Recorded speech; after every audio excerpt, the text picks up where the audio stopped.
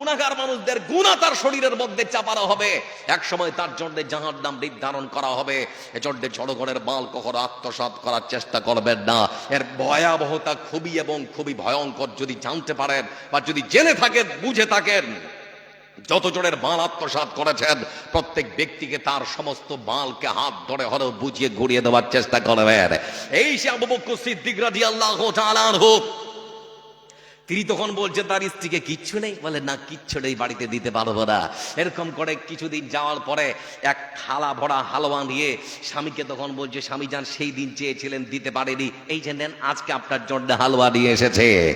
আবু বকর সিদ্দিক রাদিয়াল্লাহু তাআলা আনহু তিনি তখন বলতে শুরু করেছেন, স্বামী স্ত্রীকে তখন বলতে আরম্ভ করেছেন, স্ত্রী রে সেই দিন তোমাকে জিজ্ঞেস করলাম, খেতে চাইলাম হালুয়া, তুমি প্রশ্নের উত্তর দিলেন বাড়ির মধ্যে দুবেলা খেতে পাই, এক বেলা খেতে পাই না, তাহলে পরে আবু বকরের বাড়িতে আজকে হালুয়া কেমন করে তৈরি হলো? প্রশ্নের উত্তর যদি তোমার কাছে আমি ঠিক মতো পাই তাহলে পরে তোমার হালুয়া খাবো, না হলে হালুয়া খাবো না। একজন স্বামী তার স্ত্রীকে বলছেন, চিন্তা করে দেখুন, আপনারা ভাবুন কি অবস্থা।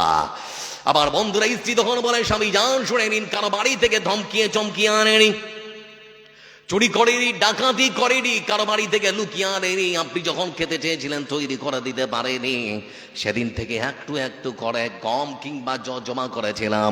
আজকে 2 কবল 3 কবল হয়েছিল, সেটাকে জাঁতার মধ্যে ফেলেছিলাম, আর সেই আটা দিয়ে আমি আপনার জন্য হালুয়া তৈরি করে এনেছি, কারো বাড়ি থেকে চুরি করে নিয়ে আসেনি। স্বামী তখন বলছে, তাই না কি রে? বলে হ্যাঁ। বলে ঠিক আছে, তাহলে থালাটা দাও। থালা ভরা হালুয়া নিয়ে মসজিদ নববীর মধ্যে আহলে সুফফা যারা আছে তাদের কাছে যাওয়ার পরে বললেন, রাসূলের সাহাবীরা তোমরা কারা কারা হালুয়া খাবে তোমরা আসো। 2-4 জন সাহাবী আসার পর তারা থালার মধ্যে যে হালুয়া ছিল সব হালুয়া তারা খেয়ে একেবারে শেষ করে দিল। খালি থালা তখন স্ত্রীকে ধরিয়ে দিয়ে বলছেন, এই নাও। স্ত্রী তখন এ দৃশ্য দেখার পরে বলছেন, স্বামী জান আপনার জন্য কত কষ্ট করে বানালাম, আপনি খেলেন না কেন? স্বামী তখন উত্তর দিয়ে গেল স্ত্রীরে, যে বাড়িতে আবু বকরের স্ত্রী বলে হালুয়া তৈরি করে দিতে পারবো না, সেই স্ত্রী আবার আজকে আমাকে বলে এইটুকু করে 10 থেকে 12 দিন ধরে জমা করেছিলাম আমি আবু বকর দেশের প্রধানমন্ত্রী, কেউ যেন আমার নামে অপবাদ লাগাতে না পারে, কেউ যেন বলতে না পারে জনগণের মাল আমি আত্মসাৎ করেছি। সেজন্য আমি বলতে যাচ্ছি এইটুকু করে মাল আবু বকরের বাড়িতে প্রয়োজন ছিল না বলে তোমার পক্ষে জমা করা সম্ভব হয়েছে। আমি জনগণকে বলতে চাই, শুনে নাও, আজ থেকে তোমরা যারা বাইতুল মালের দায়িত্বে আছো, এইটুকু মাল বাদ দিয়ে যেটুকু মাল পাবো সেইটুকুই দেবে, এইটুকু করে আর আমার লাগবে না। এর নাম হচ্ছে আবু বকর সিদ্দিক রাদিয়াল্লাহু তাআলা আনহু। দেখবেন হযরত উমর ফারুক রাদিয়াল্লাহু তাআলা আনহু আমিরুল মুমিনিন খলিফাতুল মুসলিমিন, একদিন তার স্ত্রী বলছে, স্বামী জান ঈদের সময় আসছে, তো আপনার ছেলেটা নতুন কাপড় চেয়েছে, নতুন কাপড়। দেশের প্রধানমন্ত্রী, অর্ধ পৃথিবীর শাসন ভার যার হাতে, এটা মাথায় রাখুন যে অর্ধ পৃথিবীর শাসক আমিরুল মুমিনিন। তার স্ত্রী বলছে যে আপনার সন্তানরা ঈদের দিনে নতুন কাপড় চায়, একটু ব্যবস্থা করে দিতে হবে। ঠিক সেই সময় বন্ধু আমার স্ত্রীকে তখন স্বামী বলছে, হ্যাঁ সেরকম তো টাকা পয়সা নেই, সন্তানদেরকে বলো এরপরে ঈদে হবে। তখন ছেলেদেরকে যখন বলেছে, ছেলেরা খুব কাঁদছে, সন্তানের কান্না দেখে বাবার মনে একটু দয়া হয়েছে। বাপ তখন একটা চিঠি লিখছে দেশের অর্থমন্ত্রী আবু উবাইদাকে, বলে উমারের পক্ষ থেকে দেশের অর্থমন্ত্রী আবু উবাইদার কাছে চিঠি লেখা হচ্ছে, আমি আমিরুল মুমিনিন খলিফাতুল মুসলিমিন নয়, আমি দেশের প্রধান সেবক নয়, আমি উমার বলছি, 1 মাসের বেতন অগ্রিম কি আমাকে দেওয়া যেতে পারে? চিঠিটা যখন দেশের অর্থমন্ত্রী আবু উবাইদার কাছে পৌঁছেছে, তিনি দেখার পরে ঝড় করে কাঁদছেন আর ভাবছেন দেশের অর্ধ পৃথিবীর শাসন ভার যে মানুষটার হাতে, সেই মানুষটা মানে কেমন যেন কত বিনয়ী, তিনি চাইলেই তো আমার কাছ থেকে পেয়ে নিতে পারেন, কিন্তু তিনি 1 মাসের অগ্রিম বেতন আমার কাছে চাচ্ছেন। তার মানে কোনো ধমক নয়, কোনো চমক নয়, ধমকানি চমকানি কিচ্ছু নয়, বিনয়ের সাথে তিনি আমাকে বলছেন। এটা দেখার পরে তিনি ঝরঝর করে কাঁদলেন, কিন্তু 1 মাসের বেতন অগ্রিম তিনি দিতে পারছেন না, তার হাতটা বাঁধা। তিনি আবার উল্টে আবার চিঠি লিখছেন যে আমার পক্ষ থেকে দেশের প্রধানমন্ত্রীর কাছে চিঠি লেখা হচ্ছে, 2টো শর্ত যদি আপনি আমাকে ওয়াদা পূরণ করতে পারেন তাহলে আপনি 1 মাসের অগ্রিম বেতন পাবেন, না হলে পাবেন না। কি শর্ত দেওয়া হচ্ছে? শর্ত দেওয়া হলো বন্ধু আমার, প্রথম নাম্বার সত্য হলো, দেশের প্রধানমন্ত্রী আপনার কাছে প্রথম যে সত্য সেটা হলো আপনি 1 মাস ধরে এই দেশের মধ্যে বেঁচে থাকবেন, এর নিশ্চয়তা, এর গ্যারান্টি আমাকে দিতে হবে। 1 মাস দেশের মানুষ আপনাকে আপনার চেয়ারের মধ্যে বসিয়ে রাখবে। এই দ্বিতীয় নিশ্চয়তা যদি দিতে পারেন তাহলে পরে আমার পক্ষ থেকে 1 মাসের অগ্রিম বেতন আপনাকে দেওয়া হবে, তাহলে পরে দেওয়া হবে না। হযরত উমরের কাছে যখন চিঠি পৌঁছালো, তিনি দেখলেন আর আল্লাহর কাছে প্রাণ খুলে দোয়া করলেন, রব্বুল আলামিন, আমি উমর যদি নাও থাকি, আমি মনে করি এমন এক অর্থমন্ত্রীকে আমি দিয়েছি, এমন এক অর্থমন্ত্রীকে আমি অর্থমন্ত্রীর চেয়ারে বসিয়েছি যে জনগণের মাল কখনো আত্মসাৎ করবে না, যে জনগণের মালকে কখনো নিজের মতো করে ভক্ষণ করবে না, নিজের আয়ত্তে নিয়ে আসবে না। এই মতো শাসকেরা যারা দেশ চালিয়েছে, জনগণের মাল তারা কখনো ভক্ষণ করেনি। যারা জনগণের মাল ভক্ষণ করে, আপনি যত বড়ই ইবাদত গুজার হন না কেন, কাবার গিলাফ ধরে যদি আপনি আল্লাহর কাছে তওবা করেন, ক্ষমা চান, তারপরও আল্লাহ আপনাকে ক্ষমা করবেন না, অসম্ভব। এবার আমি আপনাকে বলতে যাচ্ছি, এটা হচ্ছে ইসলামের সৌন্দর্য। ইসলাম প্রত্যেকটা মানুষকে তার সম্মান, তার শ্রদ্ধার নজরে দেখে। ইসলাম প্রত্যেক ধর্মকে, প্রত্যেক ধর্মের মানুষকে সম্মান এবং শ্রদ্ধার উচ্চ শিখরে পৌঁছে দিয়েছে। এর নাম হচ্ছে ইসলাম। আজ এই ইসলামকে নিয়ে যারা বিচারিতা করে, যারা কালিমা লিপ্ত করে, এদের বোঝা দরকার ইসলাম পৃথিবীর মুখে মানুষকে শান্তির বার্তা দেয়। ইসলাম কখনো কোনো মানুষের উপরে আগে বেড়ে অত্যাচার করার শিক্ষা দেয় না। যারা এখানে বসে আছেন, আপনাদেরকে একটা কথা বলছি, আজ পর্যন্ত শুনেছেন ভারতের বাড়িতে কোনো একজন মুসলমান আল্লাহু আকবার বলে একটা হিন্দুকে মেরে দিয়েছে? একজন হাত তুলুন তো। কথা দিয়েছে কি?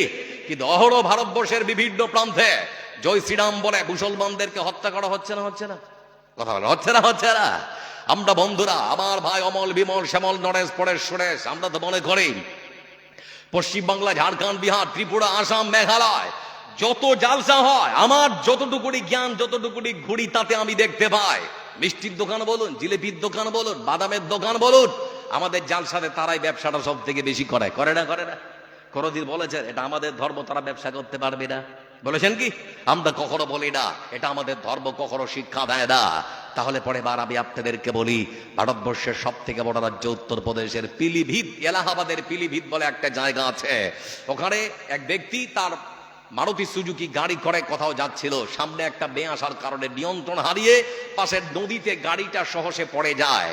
সেই নদীতে মাছ বাঁচছিল একজন মুসলমান যুবক, যার নাম ফয়সাল। অসংখ্য মানুষ দাঁড়িয়ে থেকে মারুতি কারের মধ্যে ভাসছে যে মানুষটা, তার নাম হচ্ছে শুভম।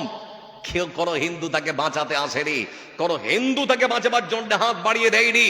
সেই নদীর মধ্যে মাছ বাঁচছিল যে ফয়সাল, তার ছোট্ট নৌকাটা নিয়ে গাড়ির মধ্যে থাকা মানুষটাকে দরজাটা খুলে অনেক কষ্ট করে তার ডিঙ্গি নৌকার উপরে উঠাতে গিয়ে এক প্রকার দেখতে পেলাম ভিডিওর মধ্যে তার নৌকাটাও ডুবে গেল, কিন্তু তার হাতটা ছাড়েনি, অনেক কষ্ট করে তাকে একেবারে উপর পর্যন্ত উঠিয়ে নিয়ে এসেছে। আচ্ছা বলুন তো, যখন গেটটা খুলে তাকে উপরে উঠাচ্ছিল, তখন যদি জিজ্ঞেস করতো তোমার নাম কি, আর যদি বলতো আমার নাম শুভম, তাহলে মনে হয় বলা দরকার ছিল, ধ্যাট বেটা তুমি তো হিন্দু, ডুবে মরো। দেখি, এটা বলা দরকার ছিল। বন্ধু আমার, শুধুমাত্র এখানে শেষ নয়। আমরা কিছুদিন আগে দেখেছিলাম আসামের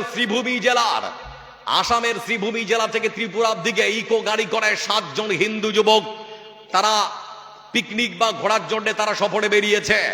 এমন সময় শ্রীভূমি জেলার একটা জায়গা নিলাম বাজার, সেই নিলাম বাজার ক্রস করছে রাত তখন প্রায় শেষের দিক, ভোর 5টা কাছাকাছি। ফজরের আজানের জন্যে সেই নিলাম বাজারের মসজিদের দায়িত্বপ্রাপ্ত ইমাম আব্দুল বাসিত তিনি উঠছেন, আজান দিবেন এমন সময়। কিন্তু ভাগ্যের কি পরিহাস, সেই 7 জন মানুষ যারা ইকো গাড়ি করে আসছিল, ড্রাইভার ঘুমের কারণে গাড়িটা নিয়ন্ত্রণ হারিয়ে একেবারে গভীর খাদে পানিতে পড়ে গেছে। বিকট শব্দ যখন আওয়াজ হলো, মসজিদের ইমাম সাহেব শুনতে পেলেন কিসের আওয়াজ। তিনি বেরিয়ে এসে লাইট বেড়ে দেখছেন, কিছু দেখতে পাচ্ছেন না।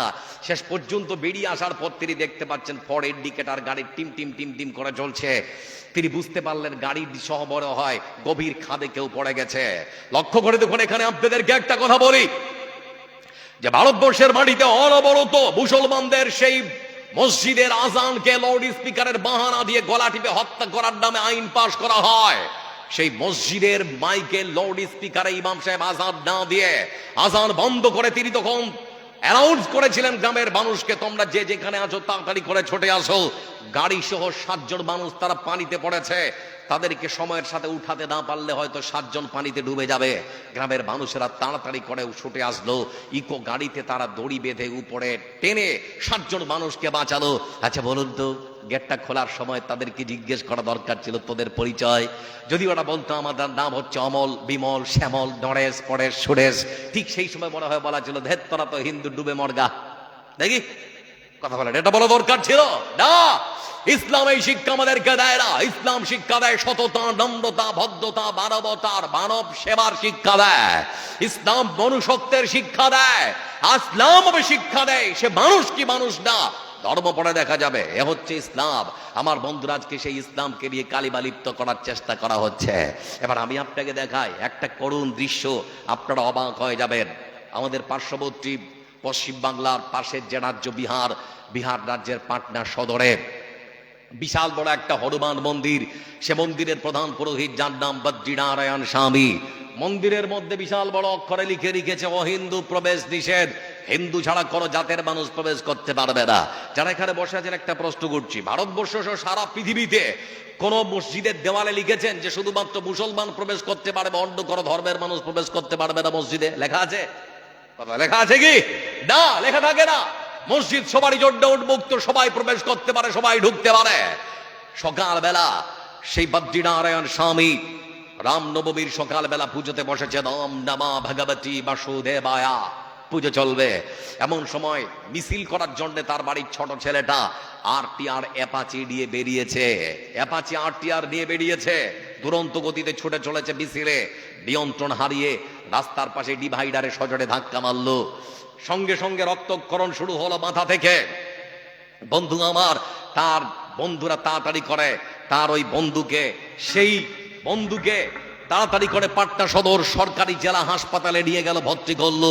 ডাক্তার ব্যান্ডেজ করলো আর বলল 2 ঘন্টার মধ্যে যদি 3 ব্যাগ রক্ত না পাওয়া যায়, যত রক্ত শরীর থেকে বেরিয়েছে কে আর বাঁচানো যাবে না।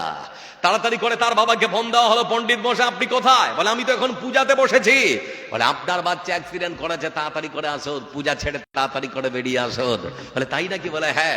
পাটনা সদর সরকারি জেলা হাসপাতালে আসার পরে দেখতে পাচ্ছে বাচ্চার মাথায় বিশাল বড় ব্যান্ডেজ। ডাক্তার তখন বলছে 2 ঘন্টার মধ্যে 3 ব্যাগ রক্ত লাগবে, না হলে বাঁচানো যাবে না। তো তার বাবা বলছে এই জানেন আমার শরীর থেকে রক্ত। বলে রক্তের গ্রুপ? বলে অ পজিটিভ, চলবে না, আপনার ছেলের রক্তের গ্রুপ বিরল। মা বলছে আমার রিড, বলে না হবে না। তার বড় ভাই বলছে আমার শরীর থেকে রিড, তারও ম্যাচ খাচ্ছে না। এমন সময় তার বাড়ির বড় ছেলেটা মোবাইলটা কাঁধে নিয়ে ফেসবুকে একটা পোস্ট করেছে, কোন ফেসবুক ফ্রেন্ড সহোদয় যদি কোনো ব্যক্তি থাকো তাহলে পরে আমার বন্ধু, আমার ভাই মৃত্যুর সঙ্গে লড়াই করছে, 2 ঘন্টার মধ্যে 3 ব্যাগ রক্ত লাগবে, এই গ্রুপের তাড়াতাড়ি করে পাটনা সদর সরকারি হাসপাতালে তোমরা ছুটে আসো। বলতে চাচ্ছিলাম বন্ধু আমার, সেই দিন কোন হিন্দু ছুটে যায়নি। না অমল, না বিমল, না শ্যামল, না নরেশ, না পরেশ, না সুরেশ, 3 জন মুসলমান যুবক তারা ছুটে গিয়েছিল। তার নাম, একজনের নাম হলো আবু সাহেল, আর একজনের নাম হলো আশরাফুল হক, আর একজন বন্ধু বলে হ্যাঁ আমরা মুসলমান। বলে তাহলে তো একটু সমস্যা আছে। বলে সমস্যা কি? বলে আমার বাবা একজন মন্দিরের প্রধান পুরোহিত বদ্রীনারায়ণ স্বামী। আমার বাবা আমাদেরকে ছোট্টবেলা থেকে শিক্ষা দিয়েছে মুসলমানদের সঙ্গে বন্ধুত্ব করতে হয় না, তাদের বাড়িতে যেতে হয় না, তাদের রান্না করা খাবার খেতে হয় না, তাদের সঙ্গে লেনদেন করতে হয় না। যে বাড়িতে যেতে নেই, যার রান্না করা খাবার খেতে নেই, যাদের সঙ্গে বন্ধুত্ব করতে নেই, তাদের শরীর থেকে রক্ত নেওয়া যাবে কি যাবে না আগে আমার বাবার কাছে জানতে হবে। একটু বসো, একটু বসো। ঘরের মধ্যে প্রবেশ করলেন, গিয়ে দেখছেন যে ভাই বেডের মধ্যে শুয়ে আছে, ভাইয়ের পাশে বসে আছে। বাবাকে গিয়ে তখন বলতে আরম্ভ করেছেন, বাবা 3 জন ডোনার তারা এসেছে রক্ত দেওয়ার জন্যে। বাবা জানতে চাচ্ছি তাদের শরীর থেকে রক্ত নেওয়া যাবে কি যাবে না। বলে কেমন কথা বলিস রে? বলে বাবা কেমন কথা না, যে 3 জন যুবক তারা রক্ত দেওয়ার জন্য এসেছে, একজন কিন্তু নয়, 3 জনই মুসলমান। একজনের নাম আবু সাহেল, আরেকজনের নাম আশরাফুল হক, তার মধ্যে আর একজন বন্ধু তাদের সঙ্গে আছে। 3 জন বন্ধু এসেছে। বাবা তুমি তো মন্দিরের প্রধান পুরোহিত, তুমি তো আমাদেরকে শিক্ষা দিয়েছ মুসলমানদের বাড়িতে যেতে নেই, তাদের রান্না করা খাবার খেতে নেই, তাদের সঙ্গে বন্ধুত্ব করতে নেই, তাদের বাড়িতে সেরকম লেনদেন কিছুই করতে নেই। যাদের বাড়িতে যেতে নেই, যাদের রান্না করা খাবার খেতে নেই, যাদের সঙ্গে বন্ধুত্ব করতে নেই, বলছি বাবা সেই মানুষগুলো, সেই যুবক ছেলেদের শরীর থেকে সেই মুসলমানদের শরীরের রক্ত নেওয়া যাবে কি যাবে না? তার পণ্ডিত বাবা তখন বসেছিল চেয়ারে, হট করে উঠে দাঁড়িয়ে তখন বলছে, রাক্তর ধর্ম আগে, রক্ত নিয়ে জীবন বাঁচা, তারপরে দেখা যাবে। মানে বিপদে পড়লে তখন আর হিন্দু মুসলমান মনে হয় না, বিপদে যখন পড়েন তখন আর স্মরণ থাকে না। এজন্য আসুন না, হিন্দু মুসলমান সবাই মিলেমিশে আমরা পরবর্তী প্রজন্মকে একটা সুন্দর ভারতবর্ষ উপহার দেব, যেখানে থাকবে না হিংসা, বিদ্বেষ, মারপিট, মারামারি, কাটাকাটি। আচ্ছা আপনারা বলুন তো, আপনারা মারপিট চান? কথা মারপিট চান? আমরা মারপিট চাই না। আজকে যে পশ্চিম বাংলার বাড়িতে আমাদের বিরোধী দলের নেতা একজন আছে, নাম বলছি না, উনি সর্বক্ষণ রোহিঙ্গা খুঁজতে ব্যস্ত, দেখি রোহিঙ্গা খুঁজতে ব্যস্ত, আর সর্বক্ষণ ভারতবর্ষের ন্যাশনাল মিডিয়ায়, মেইন স্ট্রিম মিডিয়া শুধুমাত্র খবর সম্প্রচার হচ্ছে হিন্দু বিপদে, হিন্দু খাতরে মে হ্যায়। তো বলতে চাচ্ছি, ভারতবর্ষের প্রধানমন্ত্রী তোমার, স্বরাষ্ট্রমন্ত্রী তোমার, প্রতিরক্ষা মন্ত্রী তোমার, ভারতবর্ষের রাষ্ট্রপতিও তোমার, তারপরেও তোমরা বিপদে, তারপরেও তোমরা বিপদে। আশ্চর্য ব্যাপার। তাহলে ভারতবর্ষের প্রধানমন্ত্রী, স্বরাষ্ট্রমন্ত্রী, প্রতিরক্ষা মন্ত্রী, রাষ্ট্রপতি মুসলমান বানিয়ে দাও, আমরা তোমাদেরকে নিরাপত্তা দেব, তোমরা আর বিপদে থাকবে না। আশ্চর্য ব্যাপার, চিন্তা করে দেখুন। এজন্য বলতে চাচ্ছি, ধর্মের চশমাটা চোখ থেকে খুলে ফেলুন, ভালো করে চিন্তা করে দেখো হিন্দু ভাই আমার, যা শুরু করেছো তাতে পরে মনে হচ্ছে ভারতবর্ষের মাটিতে না হিন্দু বিপদে না মুসলমান বিপদে। যা চলছে ভারতে মনে হচ্ছে আমার দেশটাই এখন বিপদে। আপনারা জানেন জম্মুর মাটিতে একটা মেডিকেল কলেজ, বৈষ্ণব দেবী, সেই মেডিকেল কলেজে 50টা সিট খালি ছিল। 50টা সিটে ওখানে কিছু পরীক্ষার্থী পরীক্ষা দিয়েছে, রেজাল্ট বেরিয়েছে, 42 জন মুসলমান তারা ডাক্তারিতে সুযোগ পেয়েছে, আর 8 জন হিন্দু শুধুমাত্র সুযোগ পেয়েছে। 50 জনের মধ্যে 42 জন মুসলমান সুযোগ পেল কেন?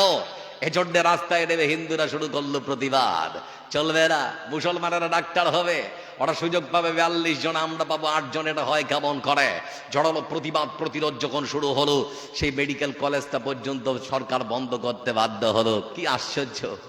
এই হচ্ছে আমাদের ভারতবর্ষের রীতিনীতি। চিন্তা করে দেখুন।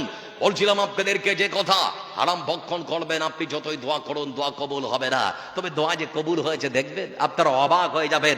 দোয়া যে কবুল হয় তার একেবারে জ্বলন্ত প্রমাণ আমি আপনাদের সামনে আবার প্রমাণ দিচ্ছে। আচ্ছা যারা বসে আছেন, একটা কথা বলুন, ইসলামের ইতিহাসে প্রথম একটা যুদ্ধ হয়েছিল যার নাম বদর। আমি নাম বলে দিলাম, কি বললাম? বদরের যুদ্ধ। সবাই বলে কি? বদর। আমাদের ইসলামের পক্ষে ছিল 313, 14 কিংবা 17 জন, কিছু মুহাজির, কিছু আনসার। আর মুশরিকদের পক্ষ থেকে ছিল 1000 বিশাল বড় সৈন্য বাহিনী, যারা প্রশিক্ষণ প্রাপ্ত, যারা যুদ্ধ করতে জানে, যাদের অশ্বারোহী আছে, যাদের ঘোড়া আছে, যাদের সশস্ত্র সব রকম ব্যবস্থা আছে। কিন্তু ইসলামের এই দিকে সেরকম কোনো কিছু ছিল না। খেজুরের ডাল নিয়ে মুসলমানেরা যুদ্ধের ময়দানে নেমেছে।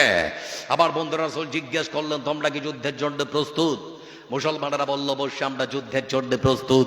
আমরা মুসার কওমের মতো করে বলবো না, মুসা তুমি আর তোমার আল্লাহ যুদ্ধের ময়দানে যুদ্ধ করো, আমরা বাড়িতে বসে তামসা করবো, এটা বলবো না। আমরা আপনার সঙ্গে থেকে যুদ্ধ করব, মারবো না হয় মরবো, ছেড়ে কথা বলবো না।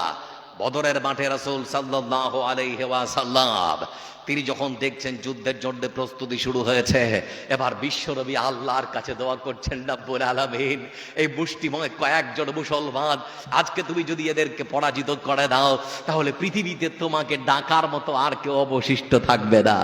দোয়া করছেন পৃথিবীর সর্বসেরা মহামানব। আচ্ছা বলুন, দোয়া কবুল হবে না হবে না? কথা বলে না, জোরে বলুন, দোয়া কবুল হবে না হবে না? দেখবে আর লক্ষ্য করে দেখুন বন্ধু আমার, দোয়া করেছেন রাসূল সাল্লাল্লাহু আলাইহি ওয়াসাল্লাম, দোয়া কবুল হয় না। হাত তুলতে যতটুকুই দেরি, দোয়া কবুল হতে ততটুকুই দেরি নয়। মহান সত্তা আল্লাহ রাব্বুল আলামিন কোরআনে কারীমের ভাষায় রাসূলকে জানিয়ে দিয়েছেন, হে রাসূল আপনি শুনে নিন। إذ تستغيثون ربكم فاستجاب لكم أني ممدكم بألف من الملائكة مردفين। সংবিধানে রাষ্ট্র ধর্ম নিরপেক্ষ বলে তোমার কেন জলে রে বন্ধু, তোমার কেন জলে, তোমার কেন জলে রে বন্ধু, তোমার কেন জলে। ইসলাম হলো শান্তির ধর্ম, আছে সুবিচার, অন্য ধর্মের প্রতি কবু করে না বিচার। ইসলাম হলো শান্তির ধর্ম, আছে সুবিচার, অন্য ধর্মের প্রতি কবু করে না বিচার। মিলেমিশে থাকার কথা, মিলেমিশে থাকার কথা নবী দিয়েছেন বলে, তোমার কেন জলে রে বন্ধু, তোমার কেন জলে, তোমার কেন জলে রে বন্ধু, তোমার কেন জলে। আছে নিষেধ ধর্ম নিয়ে করা বাড়াবাড়ি, না জানিলে কোরআন খুলে দেখো তাড়াতাড়ি। যার ধর্ম সে করবে পালন, যার ধর্ম সে করবে পালন, কোরআনেতে বলে, তোমার কেন জলে রে বন্ধু, তোমার কেন জলে, তোমার কেন জলে রে বন্ধু, তোমার কেন জলে। লিল্লাহে তাকবীর। আর কিছুদিন পরে তো ভালো ইনকিলাব জিন্দাবাদ বলবেন। আরেকটু বলি, নারে তাকবীর। লক্ষ্য করে দেখুন বন্ধু, আবার আল্লাহ ঘোষণা করছেন তার রাসূলকে সম্বোধন করে বলছে, হে রাসূল চিন্তা করতে হবে না, এই বদরের মাঠে সত্যি যদি আমার মুমিন বান্দারা শুধুমাত্র আমার দ্বীনকে প্রতিষ্ঠার লক্ষ্যে তারা যদি যুদ্ধের ময়দানে অংশগ্রহণ করে থাকে, তারা যদি 313, 14, 17 জন হয়, তারা যেন এটা মনে না করে আমি আল্লাহ রাব্বুল আলামিন বদরের প্রান্তরে আমার পক্ষ থেকে তাদেরকে সাহায্য করার জন্য আমার আকাশ থেকে 1000 ফেরেশতা পাঠিয়ে সাহায্য করব। সুবহানাল্লাহ বলবেন না? আচ্ছা, একটা ফেরেশতা আসলেই তো সবাইকে জব্দ করে দেবে নাকি? কিন্তু কত আসবে? 1000। মানে আমরা মুসলমান তো মানে একটু দুর্বল ইমানের, যদি আল্লাহ বলে যে যাক 2টা পাঠালাম, তো শুনে কেমন কেমন লাগবে, বলে 2টা কি করবে? তো আল্লাহ বলছেন না 2টা নয়, 1000 পাঠিয়েছে। তারপরে আবার আল্লাহ রাব্বুল আলামিন দিরিবনের বান্দা শুনে আনাম,